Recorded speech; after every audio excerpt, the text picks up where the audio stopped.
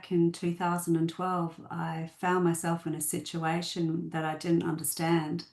And my children had been abducted interstate and they were now rejecting me. And I was unsure as to why or what I had done, for my children to be hateful or fearful towards me. And during like the court process, I, started to search online and, why is my child hating me? Why is my child rejecting me? And things like that. And I, there just wasn't a lot of information. And then it wasn't until a counsellor said to me, it was actually a court-ordered handover, and she said to me, this is a textbook parental alienation case. And I had no idea. I never heard of it. I thought, alienation, you know what alienation is, parental, put it together, and that kind of makes sense. And she said, look, just get online and just try and Google, try use Google Scholar, see what you can find. And as I started to find things, I found some of Amy Baker's work. And that was the big starting point, was some of the signs seen in the child, and it was like kind of ticking boxes, I was like, yep, all these. But then when I started to read a little bit more, I started to sort of have this feeling of, this is really familiar. Like I've experienced this before, but as in being the child. And so that's when I was kind of like a little bit not a little bit, actually, quite in conflict, because I was like, wow, this happened to me when I was young, and it's happening to my children, and I didn't understand it, you know, when I was young. I had no idea that I'd been manipulated. Things just were how they were, kind of thing, and it's a kind of a gradual, I guess, your mind gets shaped little bit by little bit. How like stories can start to be revised, and you kind of start doubting your own memories. And there's a lot of things like half truths and things that are told.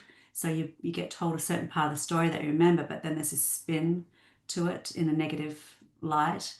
But then there's a lot of information that's missing from that story as well.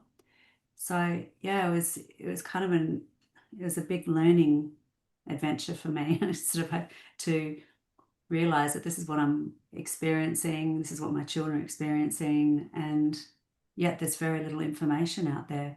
There was no organizations that were talking about it. There was no booklet that you could download, or how to navigate guides. So you were also alienated as a child? Yeah, and manipulated into thinking that my mom was problematic, that there was a good reason why I was taken from her, Mm. and I remember in the very beginning, it'd be like you'd have like these moments of conflict, like inside you've got this feeling saying, well, I love mom, and I did lots of wonderful things with her, and she was always there.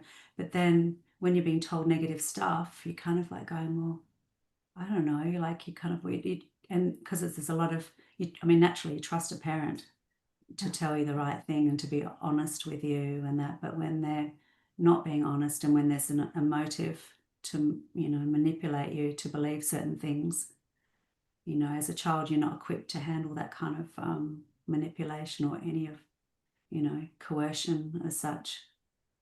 Yeah, Mm. I've definitely heard from many parents the exact same thing that you mentioned, that you had no idea what parental alienation was. It wasn't even on your radar until Mm. after the fact, basically until you started, basically your children started being alienated from you and you started experiencing it.